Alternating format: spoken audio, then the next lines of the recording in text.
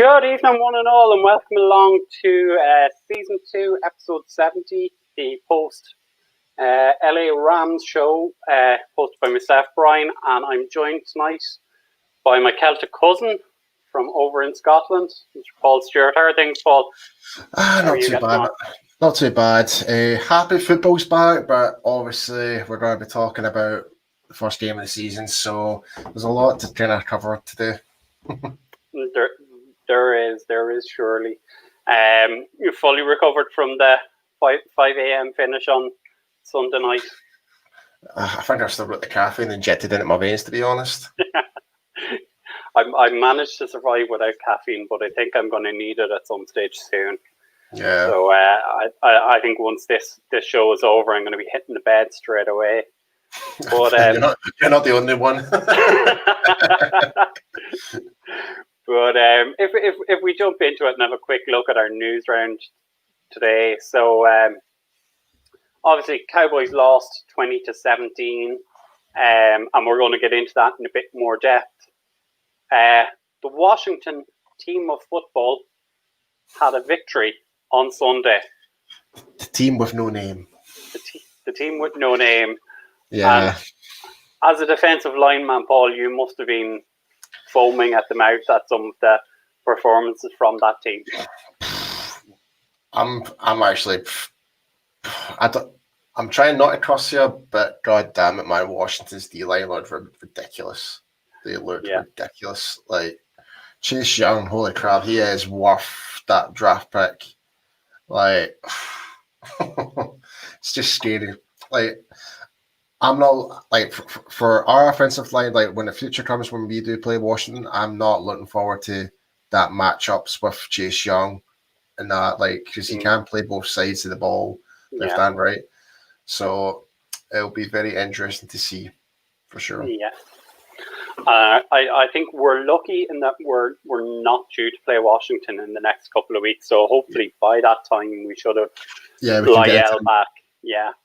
Get into the rhythm, yep. Yeah, and that'll help strengthen it. We also had, as a result of that Washington team of football victory, we had a loss for the Philadelphia Eagles. So we can't help but laugh at the Eagles going from 17-0 to a 17-27 loss, I do believe. I think so, yeah. Yeah. Even we lost. Yeah. But that team losing at any stage is it's worth laughing about, and not to sound trash talky or like, because even though we lost, but it's always satisfying to see your main rivals, the Eagles, lose, like especially in that dramatic fashion. So yeah, absolutely. And then we had the New York Giants lost last night, 16-26, and that was against Pittsburgh Steelers. Saquon who? I have to agree. I mean, he's been there for this is his fourth season? I think this is his third season now. Yeah, and everyone tells me, you have to take number one in your fantasy draft. I don't agree with that at all. I don't see how he's better than Zeke. I don't see how he's better than Christian McCaffrey. And there's other running backs, I'd say, are of the same level. Yeah, don't get me wrong. Like Saquon is a good running back. There is no doubt about that. But when you make the comparison to like McCaffrey and Zeke, like it's no, it's not. And last night showed that. Like New York shouldn't have the Giants should not have that excuse because they've upgraded their offensive line quite a lot this season. It's through the draft and through agency, so they should be focusing quite a lot on that run game. And if memory serves me right, I don't even think Saquon got 20 yards in that game. Yeah, I mean they have invested in recent years in that line. Like they've taken Nate Solder from the Patriots. Right. They picked up Will Hernandez, who was supposed to be a road grader of a guard. He's not really lived up to that yet. Yeah. Time on his side, but I expected more from him.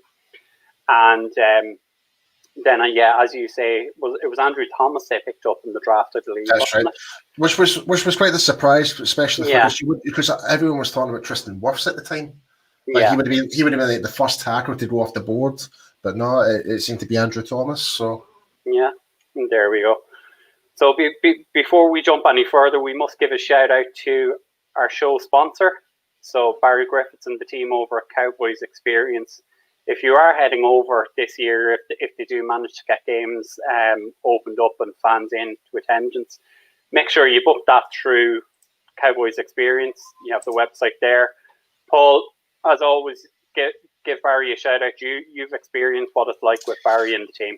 yeah, I've been with over to Cowboys Experience twice before, and needless to say, it's definitely, it says it in the title. It's it is the ultimate fan experience for all Cowboys fans. Get to meet legends like Drew Pearson, former cheerleaders, Cowboys alumni, and current players. So, just for example, last season got to meet Michael Gallup.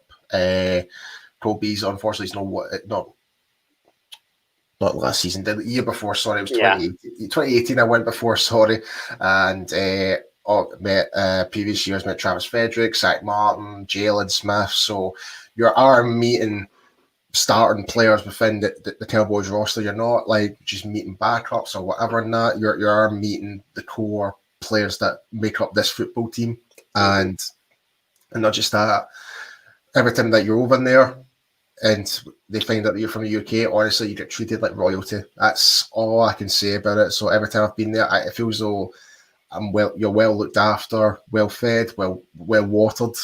It's always a great experience. So yeah, be sure to check them out and use the Cowboys code, the UK Cowboys.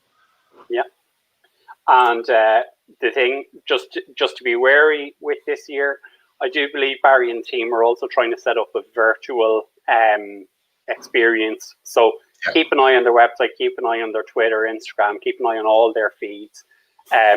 They are trying to organise something special, and I do believe Barry is going to be joining us a couple of times over the season. So stay tuned for that. Yep. And for anyone who is watching us live, please don't be afraid to hit up the comment section, ask us questions. We're only too happy to talk. Yeah, send your comments in. Give us your thoughts about the game. Who's your standout player on offense and defense? And who would you feel about in terms of the injuries that we're going to be talking over? Like, honestly, send in your comments. More we can talk about, more we can discuss it.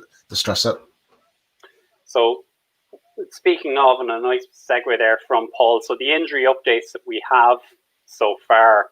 So Blake Jarwin has torn his ACL. He is out for the rest of the season.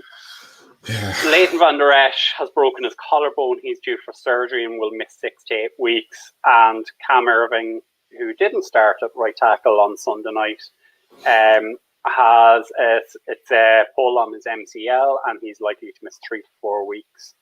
So take it away, Paul. Yeah, Blake Jarwin's a big loss, especially for fantasy football as well. If you're, because we all thought that this was going to be his breakout year, especially after signing that new contract. There's no Jason Witten in the team. All the reps were going to go towards him, and you saw the first glimpses of that throughout the game. And that until I think it was a curl route. That what happened, he just took that wee turn and just instantly went down, and you just knew the way how he held his knee. It's like that's a serious injury. That's ACL, definitely written all over it. And I think it was Stephen Jones that confirmed it in 105.3. Yeah. Confirmed that it's a ACL tear, so he'll be out for the season, which is a big hit in the team right now. But yeah, and also with Leighton, as much as I hate to say this, but if the way how things are going, are we really going to get a full season out of LVE at all in the future? And as his and obviously when it comes to neck injuries, they should be considered along with heads, like anything up here should be the most important ones. Like, should we kind of start looking towards getting replacements for him as well now? Yeah. That's a good point in terms of what we should be doing. I mean, just to bring it back to Blake Jarwin, I think he's been the unfortunate player in the Cowboys roster possibly over the last 3 years, and that if he had no luck at all, it's Witten retired after 2017. Jarwin was starting in 2018. They didn't bring in anyone. They could have brought someone in. They had that option. They had that draft capital there to bring someone in. They didn't. They believed in him. Witten came back in 2019, totally set Blake Jarwin back, and you were going, yeah, this is going to be his year. But no, it's just not looking good. Yeah, he was given all the motivation for it as well. He was announced the starter. He was given the new big contract. Mm-hmm. There's a lot of trust and the investment into Blake, and needless to say, whenever he was on the field, like, he did make plays. He did. Yeah. So and that's the one thing we wanted him more on the football field. So but yeah. And I think that was the thing this year, was that they moved. They switched Jalen and Leighton and I'm never sure if it's Sam or Mike, but they switched them around, that it was Jalen who was supposed to be the lead in the linebacking core this year. Yeah, wasn't LVE playing mostly Mike for the whole game? Yeah, he was. For what games he did play, or what snaps he did play, he was playing as Mike. Yeah. And I think that was more to allow Jalen to move to the outside to rush the passer.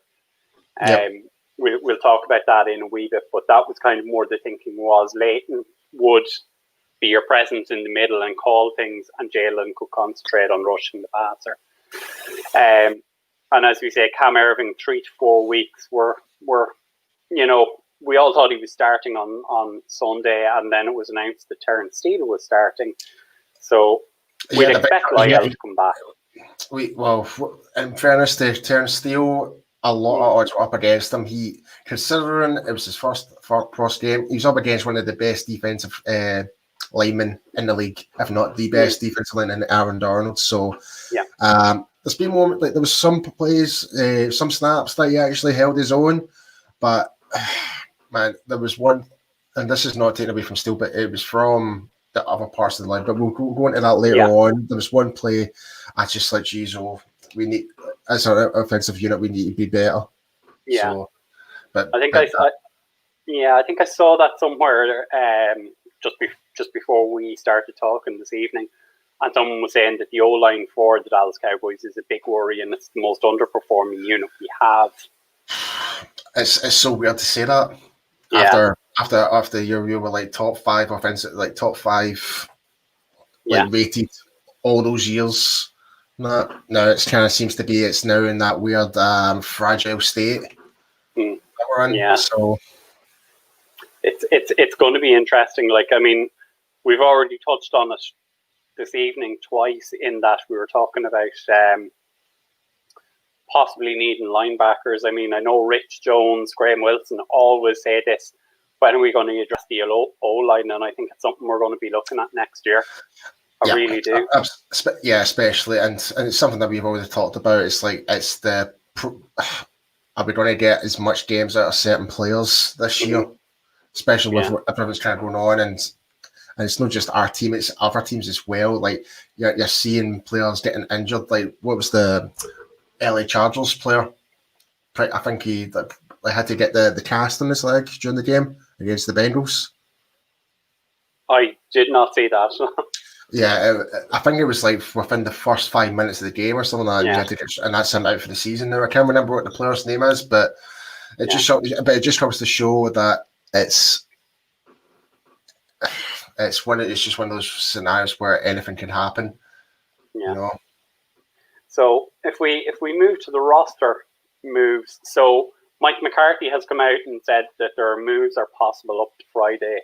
They haven't looked at anyone yet. I think at linebacker we're okay in terms of, we have Joe Thomas, we have Luke Gifford, and Francis Bernard can all be promoted.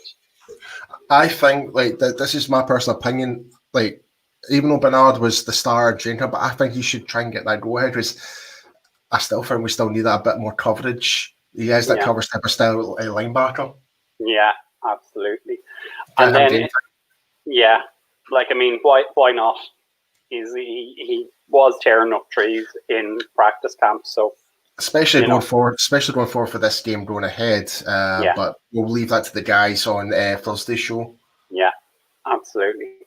And then at tight end, there hasn't been anything specifically mentioned about this, but of the 3 tight ends we now have on the roster, which are Blake Bell, Dalton Schultz, and Sean McKeown, all 3 of them are more your inline blockers. They're not catching tight ends. I know when Blake Jarwin went out, Dalton Schultz had 1 catch on a third down, which was key, but then he also couldn't get his hands on 2 others. So there may be looking outside for a tight end, but a name to watch out for will be Cole Hicatini, who's on the practice squad. He was more of a receiving tight end in college. He bounced around a couple of colleges, but in his last season with Louisville, and he was with Lamar Jackson at the time. I think it was in Lamar's Heisman year. He had something like 58 catches for nearly 800 yards, I believe. So watch for that. And Stephen and Mike McCarthy have not ruled out bringing in outside help yet. But have you any thoughts on that, Paul? I think they'll try to keep it as tightly sealed as possible, because I find there will be some acquisitions getting brought in, obviously way before the deadline and stuff like that. There will be something, like it's going to be a week-to-week thing. Right now, I find they're just trying to evaluate from what happened on Sunday and see what they've got at the moment. Is there really much need to be that desperate to go out into the market and bring someone in? Like, if anyone knows, like, it's bringing someone in who doesn't know the playbook. It's going to take them time to kind of fall in, depending on what the position is. If it's like linebacker or wide receiver or something like that, you need to know the play calls and you need to know the specific routes for those certain plays and whatever. Not if it's like D-line or offensive line, then you just need to know what gap protection that you're essentially doing, or what if you're doing a pull, or it just depends really. But I don't see anything happening in terms of bringing anyone in, if I'm being perfectly honest. I think you kind of nailed it. It's like we are looking to those practice squad players as well, because they know the playbook that adapted to what McCarthy's already been doing. So it just makes more logical sense that way, and it doesn't necessarily hinder going forward with like a cap or anything like bringing this new player that might want this big enough contract that it might hinder something, you know. Yeah, and I think that's something you touched on there in terms of the cap. Like, I mean, we do have a lot of cap room now made available. Like, we made moves last week in terms of restructuring Zach Martin's deal, in terms of restructuring DeMarcus Lawrence's deal. So I think at the minute we've something close to 30 million available on the cap to us. Now, whether the plan for that is to carry it over to next year in terms of paying Dak, or they're going to try and go after someone to bring in, it remains to be seen. Yeah, definitely. But moving on to our initial thoughts on the game. So obviously we played in the brand new SoFi Stadium. 5 billion, palace or wasted money? Mr. Stewart, what's your view? I don't really care. I couldn't care. Yeah. Don't get me wrong. It's a nice stadium and stuff like that. It's great for the community of Los Angeles and whatever not. And it's a pure entertainment center for like, it is multi-purpose as well. Same is kind of go forward with the new Raider Stadium as well. I think personally, I think the new Raider Stadium is probably better. That's my personal opinion, because it looks something out of Star Wars. That's my personal opinion. But that's the only reason why I'm saying it, though. But I think the Raider Stadium was only, I think, roughly in the range of $1.6 to $2 billion. Yes, compared to $5 billion. Yeah, it's pretty much half the price, but it's pretty much the cost of living of, when you think of the Los Angeles. Yeah, it's so much more expensive. Like you would think Vegas is expensive, which it is, but like Los Angeles, California is. It's really. You need to be super to live up there. And what were your initial thoughts in terms of games that were played over the weekend? Obviously, there was no crowd, so there was piped in noise, but I think we saw it a couple of times in the Cowboys game itself, where we jumped and had neutral zone infractions. Do you think the lack of a crowd impacted on that, or? Yeah, I think so, because you could hear everything. You could hear Jared Goff calling out the signals and that, but I think when you were getting into the rhythm, like this pretty much all happened within the first half of the game. They did manage to correct it, like that, the neutral zones, like as the game progressed. Yeah. But this is the one thing I'm not a big fan of, is the 2-point stance. Is because you're more, like, for me personally, when I was in a 2-point stance, I was more trigger happy, so to speak. I feel as though I'm more prepared to like launch, like, and if you're in your 4-point stance, you're more or less eyes on the ball because you're in that lower sense of gravity. But, so to me, it's just, I think it's more to do with how they were positioned, like not so much position, but it's the stance, and obviously just lack of preseason, lack of pretty much the whole list above of what the smaller training camp, all the reasons. Yeah, and like that, I think there was also restricted tackling during this summer. Yeah, and which didn't help. That was pretty evident throughout the whole game, not just on us, but for all 16 games throughout the whole league. It was pretty evident. Like there was a lot of missed tackles. So, so for and I'm going to go off on a little bit of tangent here. I spoke to you about this before, but for anyone criticizing about the missed tackles and stuff like that, you guys need to remember we've had no preseason, smaller training camp. Like it is pretty much no helmet, no contact within the first 2 weeks of training camp.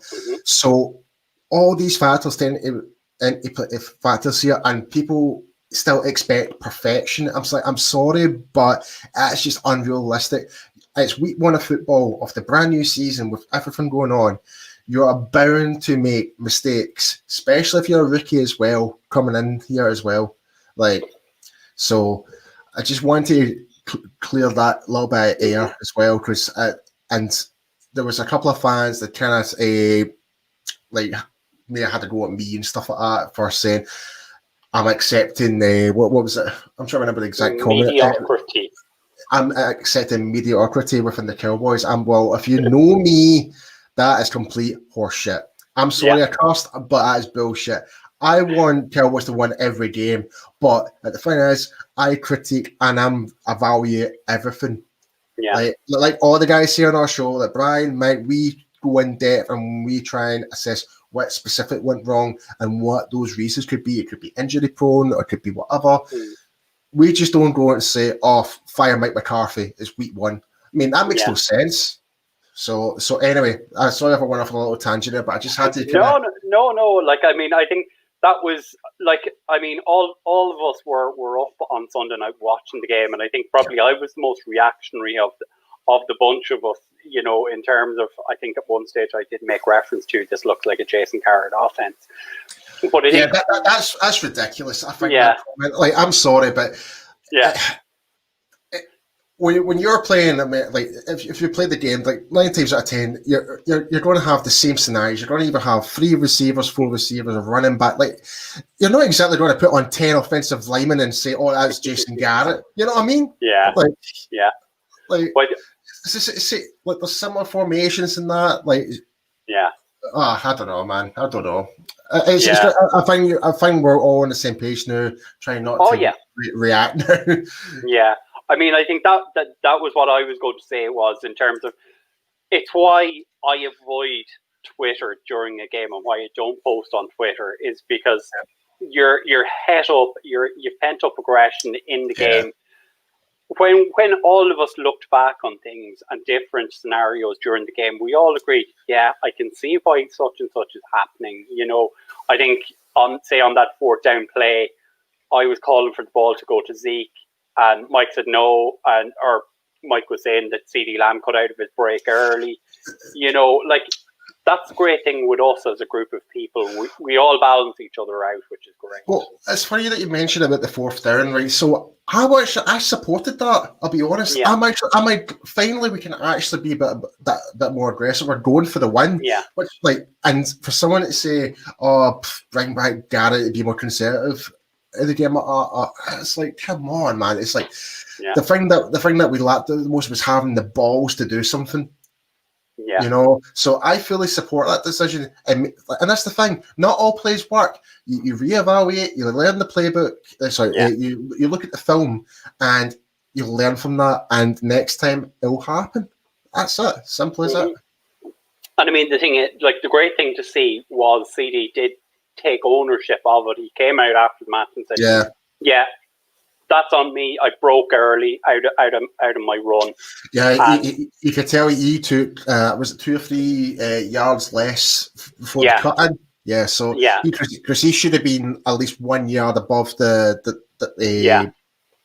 first down marker. For the first down marker was, and I mean, it's great to see that he took personal ownership of it and said, "Yeah, look, that's on me." But it was no Dak threw the ball badly or anything like that. It was it was me. I broke too early from my cut, And not just that, Dak had to adapt the throw because he was that closer than usual.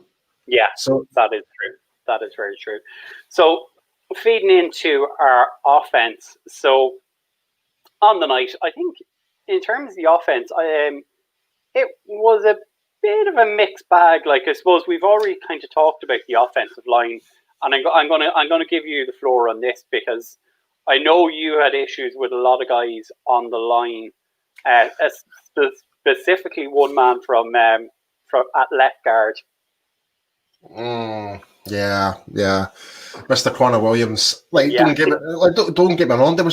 He had some good moments. Yeah. Right? He made me eat a little bit of humble pie, whatever not. But then came back the Connor Williams just not having the better sense of the lower sense of gravity to stop Aaron Donald or whoever the other nose tackle was. I can't even remember his name, and I don't care because to me Rams are still trash. But anyway,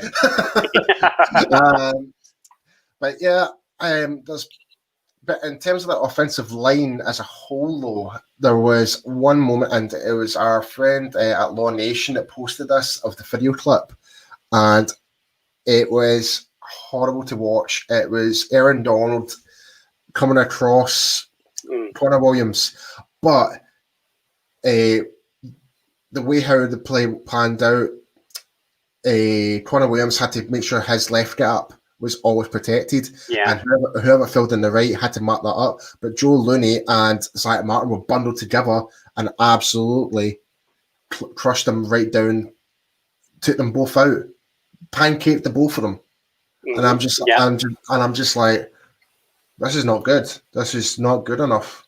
So, but yeah, I think it's just a bit of familiarity that the guys are going to have to work into again, because the pocket did seem to collapse a lot on top of Dak. That Dak was having to try and scramble or try and have to adjust, as you said earlier there about the CD Lamb throw, is trying to adjust what he was doing on the fly.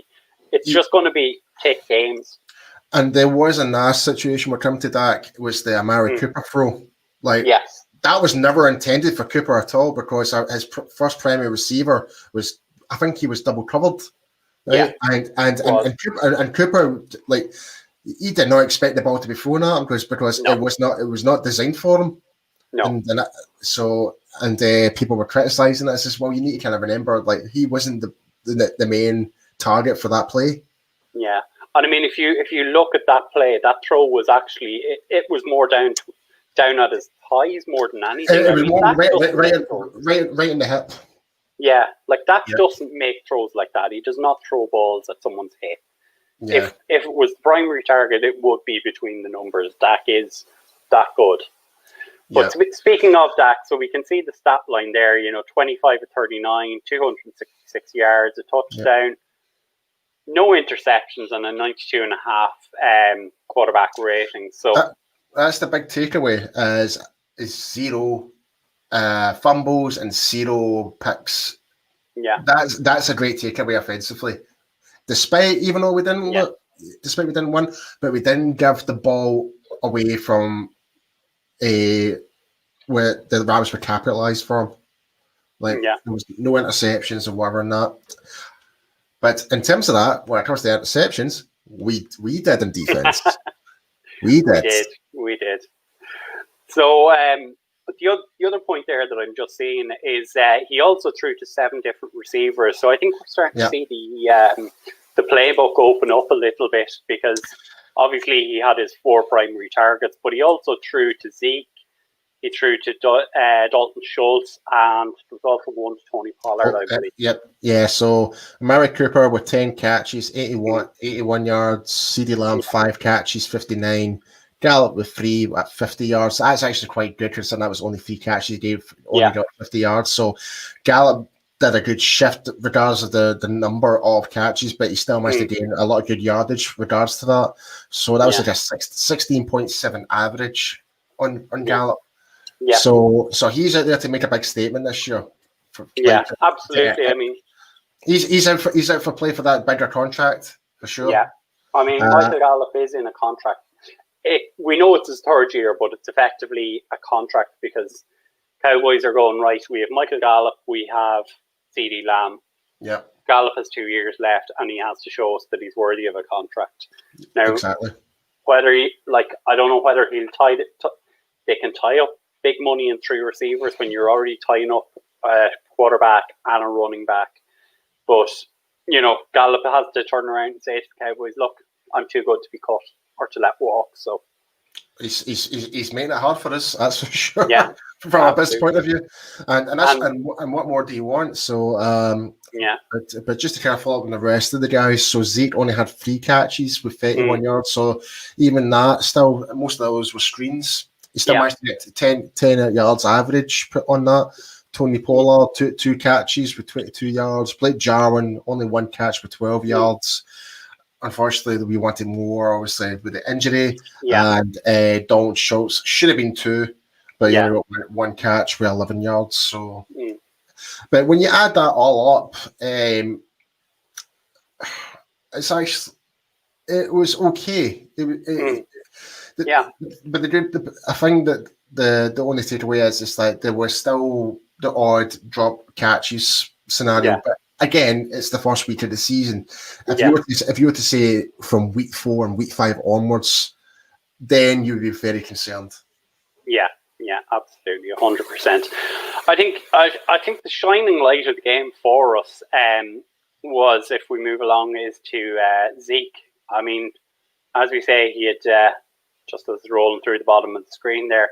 So I think it was 22 carries, 96 yards, a touchdown, 3 from 4, 31 yards and a touchdown. I mean, what more could Zeke have done on the night? I mean, he also picked up a lot of blocks as well, which it's great to see. I mean, it's the one part of Zeke's game that he does better than any running back in the league. I don't see McCaffrey blocking people. I don't see Saquon or Alvin Kamara doing it. Yeah. Like, if there was one thing I was quite happy with Zeke, like he was actually picking up some good linebacker blitzes during that game. So that I was quite really, and same with Pollard as well. When Pollard was getting, he was like even though like when you compare him and Zeke in terms of size and stature, Pollard is a smaller butt, but he can hold his own. Yeah, well able to. I mean, in terms of the first touchdown, Zeke was breaking ankles again. I mean, turn of direction to get back. Yeah. If we're going to be talking about Zeke, we need to talk about his new addition, which is his tattoo. Yes, I was considering whether to bring that up or not. Yeah, I think we should. I think we should bring it up. I think it's. Don't get me wrong. I think it's a bit corny, but at the same time, it's a pure marketing thing for him as well. Yeah, that's what Zeke's all about. It's all about feed me the ball. So why not get it?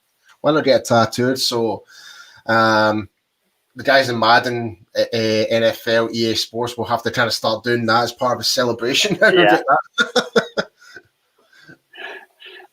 And then if we do look at, you already called the numbers out there for Amari Cooper, 10 of 14, 81 yards.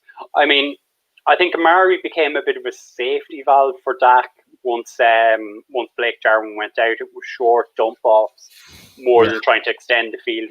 He used Michael Gallup and CeeDee Lamb more for trying to extend the field. Yeah.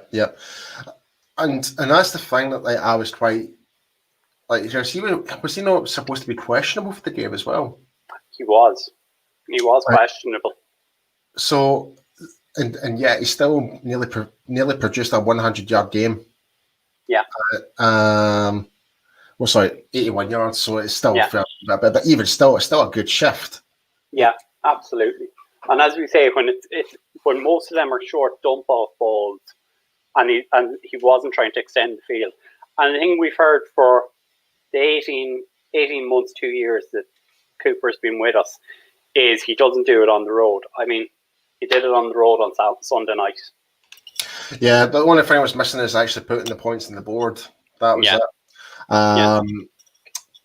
Whether that's down to the actual plays that we had, the situation, whatever on that. Like, there was a few times where I kind of like, why didn't we run it instead of the whatever on that? Like, I think we all kind of agreed, and there was a few scenarios where we kind of like there, and that's where we're kind of seeing why people were saying about the whole Jason Garrett thing. I'm like, it's just an unfair comment, really. Yeah, absolutely. But I get people's frustrations on that situation. So, but my even though our receivers didn't get any touchdowns, I was actually quite happy how utilized they were.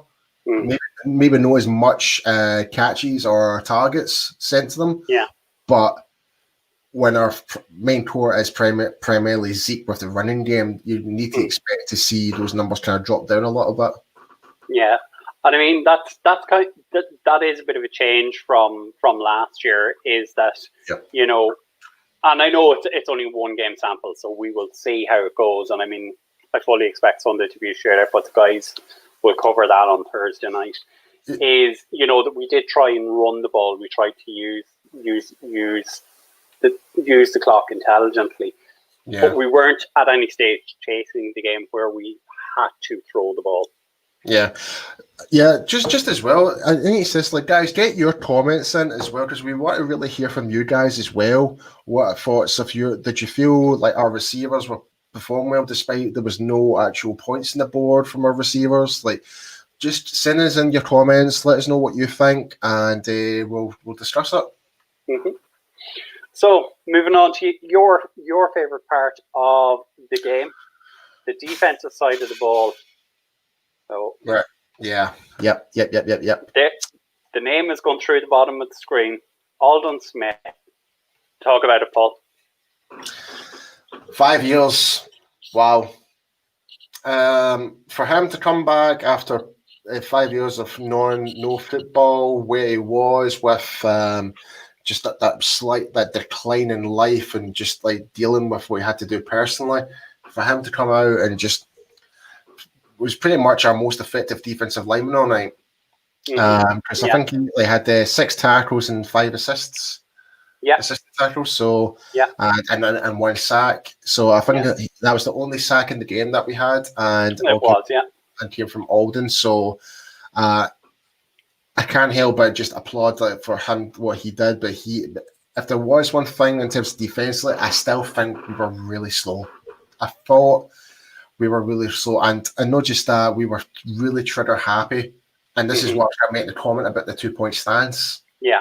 So we saw that earlier in the game, and it took us a while to adapt, because from looking at watching the game again, there was pretty much 3 things that Jared Goff was doing. Was the pass to Robert Woods to the left, there was the screen pass to Malcolm Brown, or it was the runoff to Malcolm Brown. Yeah, that was, and it was all mostly bootleg. He was either he would just either hand it off and cut back the way, and because you would see that the whole defense would shift, and and you would see those receivers cut back in again. So it's just a complete head fuck, pretty much. So excuse the language, everyone, again, but we might not have managed to rectify that into the second half. But I still feel as though we did lack speed. There was literally no pace in our defense, I felt. And this is one that I think you're going to go on a bit more. Was Cheeto.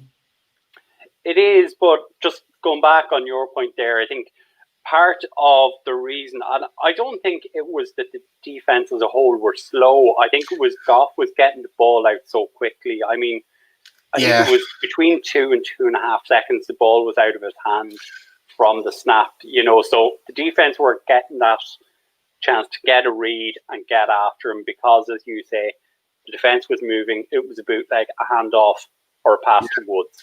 And I need to give the offensive line for the Rams credit, though, because last season they were absolutely trash, but they came out aggressive, really aggressive, to the point where they were shifting our defensive line 2-3 yards down the backstretch of the field. Yeah. And I'm just like, no, I'm sorry, it's just not good, because we should be the ones that should be fighting for that gap, hit that gap as quickly as we can. I just feel as though we were just kind of getting too held up, trying to shift, fill. We were just trying to fill the gaps rather than hit the gaps. And that's probably the only takeaway I thought that I wasn't really too comfortable with, because normally, when you've got players like Poe, who was known for hitting those gaps rather than filling up the gaps, if you're ever filling up the gaps, you should be getting two bloody offensive linemen double teaming you. We shouldn't be having that scenario with a forefront. Yeah, no, absolutely not. You did touch on to someone else there. So Cheeto had there was some good, there was some bad with Cheeto, mixed game. Again, it kind of goes within the whole defense as a whole. There was a lot of good moments, and there was a lot of slap your head moments, what the hell is going on? So, but I think we know the one especially was I can't remember who the receiver was that did it to him, but basically it wasn't even a stiff arm, it was pretty much just a wee and I think it was Higby. Yeah, it was Higby, the tight end. Just took him out, and there was space available, and they got the first down out of it. But I know. But let's try and highlight the good points. So one pass defended, but most importantly, and what we've been crying out for years, an interception. We got the interception we've been crying for. It's something we didn't really celebrate too much, because it didn't really happen last season. But first game of the season, we managed to get a takeaway. But hey, I'm happy with that. But I think for some of the players that did stand out as, and you might agree with me, is Darian Thompson. A guy that we thought at safety we were going to be really struggling. I thought he held his own, nine total tackles and 1 assist. That I think he was the leader. I think he was the leader in our tackling. So solo tackles. He was leader in solo tackles. All right. But he did have some bad moments in terms of coverage and that. But in the majority of the game, he kept it simple what he was doing. If he can keep progressing from there, then great. And hopefully that might ruin the whole talk about the Earl Thomas thing. I know that might be controversial. Some people might come and say, he's 10 times better than Thompson. That may be true, but if he's playing well in the field, why need to upgrade? Upgrade. Why bring another player in? It's going to cost more money. Yeah, I mean, I called it 2 weeks ago when we were doing the roster show that I wanted a badass safety. And look, I know, again, we're prefacing most of this with it's the first game of the season. But for a guy to have 9 tackles, 1 assist, and I don't think he missed a tackle. I think, as you say, he might have missed a few things in coverage, but he didn't miss anything. It's great to see. As far as I'm aware, not one tackle was missed. It was just more so his positioning may have been wrong, and in terms of coverage, and it kind of led to like some Robert Woods getting the upper hand, and maybe like a Chido and whatever not. Yeah, and I know you wanted to touch on this as well. So Jalen had 11 tackles, 5 solos, but you heard something before the show. So if you want to take it away. Yeah, he was rated 8th worst performance in linebackers in the NFL based on Pro Football Focus, which that could be down to a lot of factors as well. Don't get me wrong, he had a really quiet game. He did. It's not like Jalen, like it's normally he is running across the field. But I think the whole scenario again is with the injury to Leighton. I think he's got that mindset. He wants to do everything, and he's just doing too much rather than doing the more simple things. Because we know he is a good linebacker. We know that. I think it's more he needs to kind of trust his other teammates like Joe Thomas and once like if it's Luke Gifford or whoever, Francis Bernard that does come in to like fill in the role of Mike or whatever, he needs to entrust his other linebacker core to do their role as well, rather than do too much. Yeah. So I think that's probably why he's been given a bad rating, because he's not doing what he was supposed to be doing as well. Yeah. So on this show, we do give some love to our very special teams. So, yes. Special shout out to the Puntisher. So I think he only punted 4 times. Reasonably solid, a bit of a bounce back from what we've seen in recent years. I think most of his kicks were into the 20, so didn't give short field advantage to the Rams at any stage. And then Greg Zuerlein kicked his extra points and went 1 or 2 on field goal attempts, with the miss being from 53 yards. Yeah, that kind of knocked a little bit of confidence from the team perspective. I felt, because everyone expected him to make that, and so did we. But it's not everything's always guaranteed. That's it. It's football. But I was going to say something I completely forgot with regards to special teams. Chris Jones, I thought solid punts throughout the whole game, and that he's never really let us down at all. But I will say is based on punt return and kickoff return, I'll be honest, like that's probably the most aggressive we've seen, like attacking the ball, trying to gain those yards whenever we do run it, rather than let it go off to the field and just start from is it 25 or 20 yard line? That's on the kickoff returns, but on the punt returns, on kickoff returns, sorry. Yeah. No, we did. Like, you saw CD Lamb and you saw Tony Pollard try and make something happen. I mean, you could see how the way they were striding, they were going in they were going to put the beating on. Yeah, like there was no shackles there. There was no waving the arm trying to call it fair catch. If they took it. Yeah, it was like taking the right opportunity in that, and I love that. It's just something that we're not really accustomed to seeing in the past couple of years. It was just like we were just being too conservative. Now we're going all in. Yeah. And I like that. It might not always work, but it's the effort I appreciate, especially. Yeah. So moving on to the last part of the analysis of the weekend's defeat.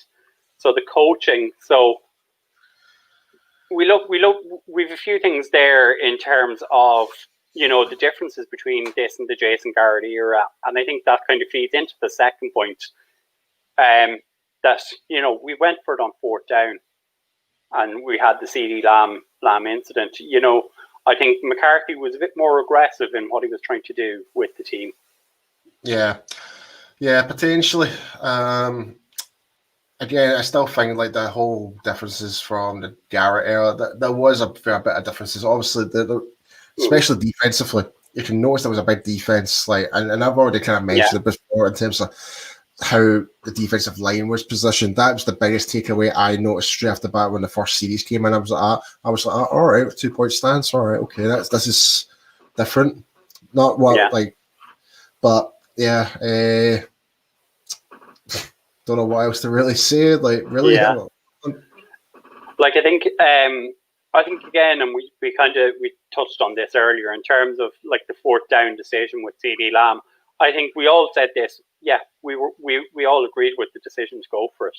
I mean, we've been hamstrung with a coach who was extremely conservative for the gust of 10 years, and we bring in a coach who goes for it on first down, and people suddenly don't want that, or on fourth down, and suddenly people don't want it.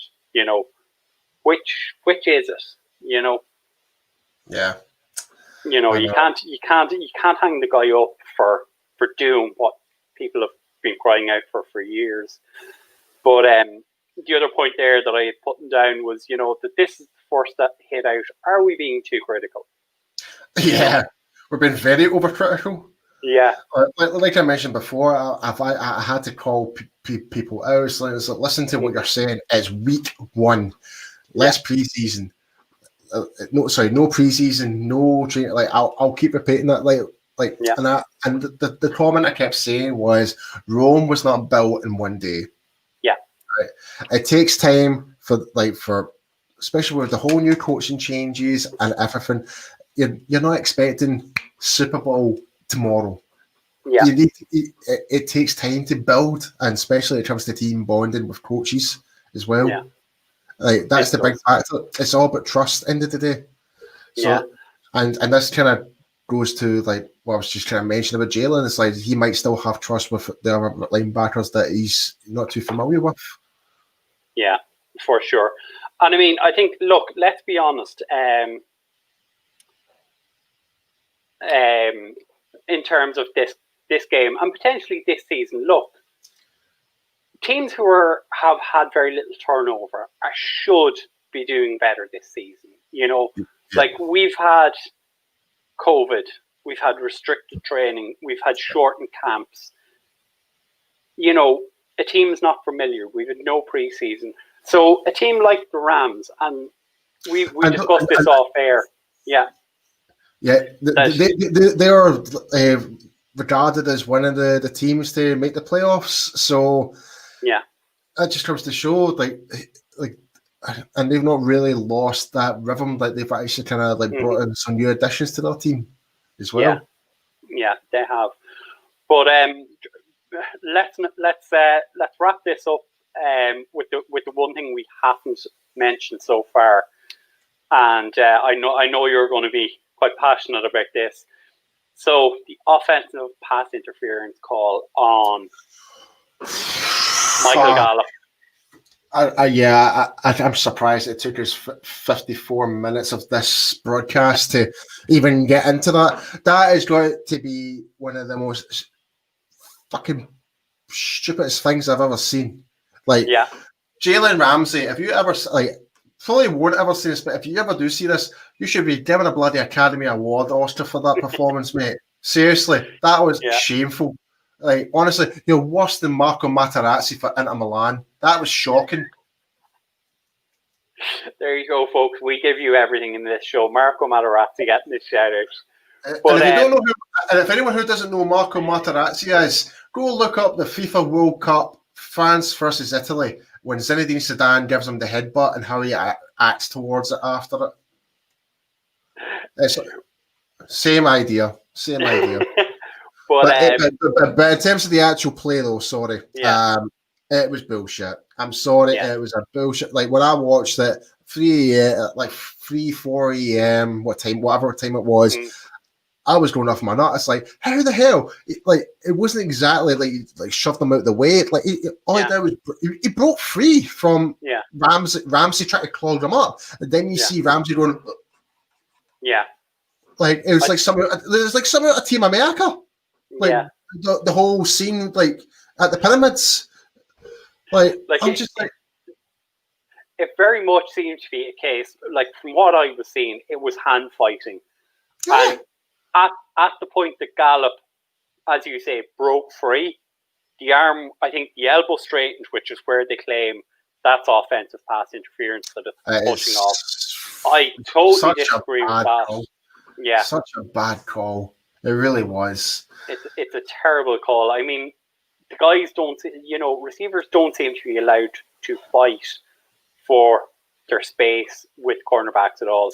And I mean, I think someone said it, I don't know if it was during commentary or I saw it yesterday, that only Jalen Ramsey would have reacted like that, Yeah. And then he doubled down on it.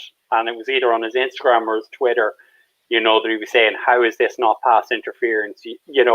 I mean, he caught the one frame where Michael Gallup's arm was straight.